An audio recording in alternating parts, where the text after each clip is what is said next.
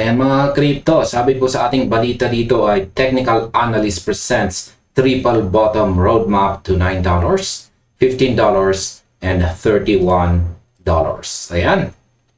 Habang ang buong crypto community ay nakatitig po sa bawat galaw ng mga panandaliang galaw sa market, meron pong isang napakahalagang ulat na lumabas mula sa kilalang crypto analyst dito na si Egrag Crypto. Kung titignan po natin ang long-term chart structure ng XRP, may nakikitang isang napakalaking pattern na posibleng magdala po sa atin sa mga presyong hindi natin akalain. Hindi natin pag-uusapan ang mga maikling galaw sa loob ng isang araw o isang linggo lamang dito. Pag-uusapan po natin ngayon ay ang kanyang pangunahing macro chart na nagpapakita ng isang triple bottom formation. Ang setup na ito ay pinaniniwalaang magbibigay ng pundasyon para sa mas mataas na price levels kung ang mga importanteng technical conditions ay matutupad sa mga darating na buwan. Ngayon, ang kasalukuyang market update na ito ay nagbibigay po ng kakaibang perspective pagdating sa long-term price structure ng ating paboritong asset. Ayon po kay Egrag Crypto dito, ang setup ngayon ay sumasalamin sa isang serye ng rising cyclical lows na sinusuportahan ng mga malalaking exponential moving averages o EMAs. Para sa kanya, ito ay nag-aalok ng isang paborableng long-term risk to reward opportunity para sa sinumang sumusubaybay sa macro movement ng XRP.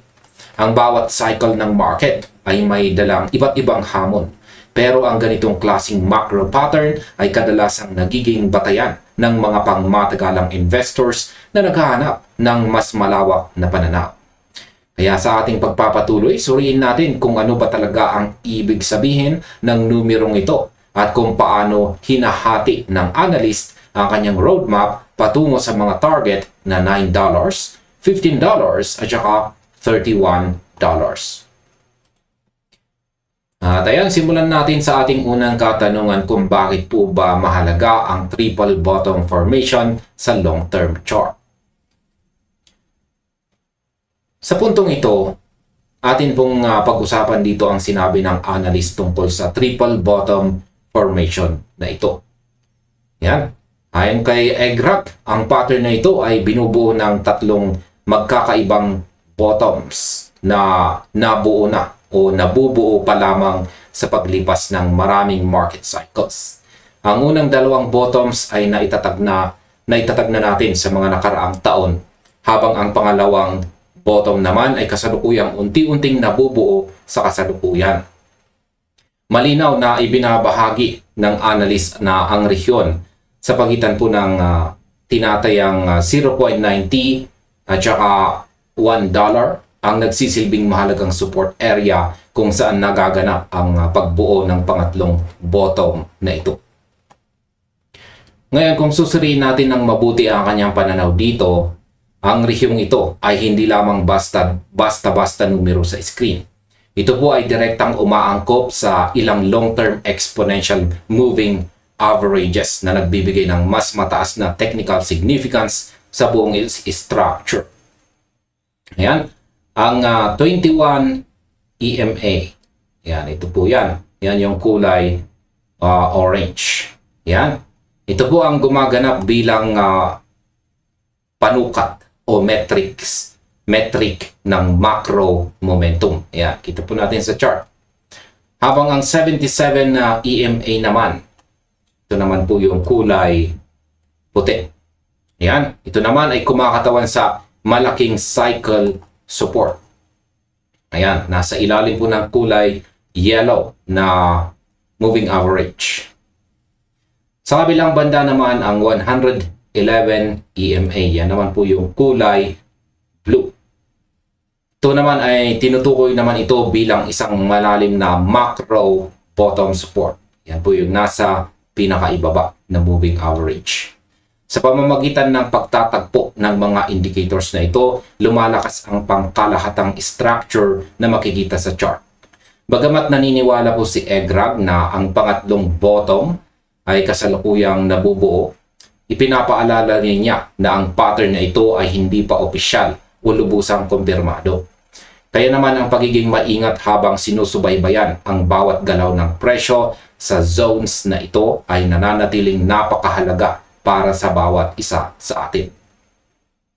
Ngayon ay anong mga key levels ang kailangan nating i-reclaim dito sa market? Ngayon pag-usapan naman natin ang mga particular na price levels na binibigyang diin ng analyst dito na kailangang ma-reclaim o mabawi ni XRP bago tuluyang makumpirma ang mas malaking bullish cycle. Ayon po sa kanyang roadmap, ang unang hakbang ay nagsisimula po sa isang initial reclaim sa presyong $1.23. Ayan po, $1.23 initial claim. Kapag nalampasan at nabawi natin ang price level na ito, ang susunod na kailangan nating abangan ay ang structural confirmation sa $1.56. Ayan. Ang mga hakbang na ito ay hindi lamang basta numero. Ang bawat isa ay nagsisilbing patunay na ang market ay lumilipat mula sa accumulation phase patungo sa isang mas malinaw na uptrend. Higit pa riyan ay tinukoy na rin ni EGRAG ang $2.38 hanggang $3.54 na range bilang ang major breakout zone. Ang rehiyong ito ang pinaniniwalaang magpapatunay o magpapatibay sa mas malawak na pattern ng asset. Sa tuwing umaabot po ang presyo sa mga ganitong klaseng breakout zones, kadalasang nasusubukan po ang katatagan ng mga buyers at sellers.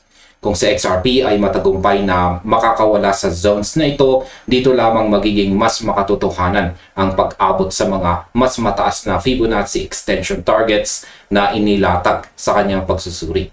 Ang bawat level na ito ay nagsisilbing mga hakbang sa hagdan na kailangang apakan ng maingat ng market upang maiwasan po ang anumang biglaang pagbagsak o maling akala sa gitna ng volatility. Ngayon, ano naman ang posibleng mangyari kapag naabot ang Fibonacci targets?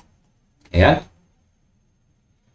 Dito naman tayo sa mga Fibonacci extension targets na ibinahagi po dito kung saan nakapaloob ang mga numerong $9.28, $15.35 at ang pinakamataas na $31.65. Ang mga target na ito ay nakabatay po sa 1.272, 1.414 at saka 1.618 levels na makikita po sa macro chart na sinuri ng analyst dito na si EGRAG Crypto. Ayon kay EGRAG Crypto, ang pag-iipon o ang pag-accumulate kay XRP malapit po sa macro EMA support region ay maaaring magbigay daan sa posibleng returns na aabot sa humigit kumulang 9x, 15x at 30x. Siyempre, ang lahat ng ito ay nakasalalay sa kondisyon na ang asset ay matagumpay na makukompleto ang buong breakout structure na nakasaad sa kanyang pagsusuri o analysis. Gayunpaman, mahalagang tandaan natin ang isa sa mga pinakamahalagang paalala ng analyst. Ang mga charts dito ay hindi kailanman nagbibigay ng eksaktong hula o prediction sa hinaharap na may kasiguraduhan. Sa halip, nagbibigay lamang ang mga ito ng structured framework para sa pag-anticipate sa mga posibleng scenario sa market. Ang triple bottom chart na ito ay nagsisilbi ito bilang isa sa kanyang mga pangunahing long-term roadmaps para sa mga nagmamay-ari at nakikilahok kay XRP na nag-aalok ng isang malalim na technical na perspektibo kung paano maaaring umusad ang asset kung ang kasalukuyang macro structure nito ay magpapatuloy sa inaasahang takbo. Ang pagkakaroon po ng ganitong uri ng malawak na balangkas ay tumutulong po sa atin na makita ang mas malaking larawan sa kabila ng mga ingay sa pang-araw-araw na takbo ng market. Ngayon ay paano natin maiintindihan ang risk to reward opportunities ngayon? Ayan, ang huling bahagi ng ating pagsusuri ay tingnan natin kung paano natin maiintindihan ang kabuuang risk to reward ratio na ibinibigay ng kasalukuyang market setup. Kapag pinagsama-sama natin ang konsepto ng pag-iipon sa macro EMA support region at ang mga projected Fibonacci targets, makikita natin na ang focus ng analysis ay nakasalalay po sa pasensya at saka disiplina.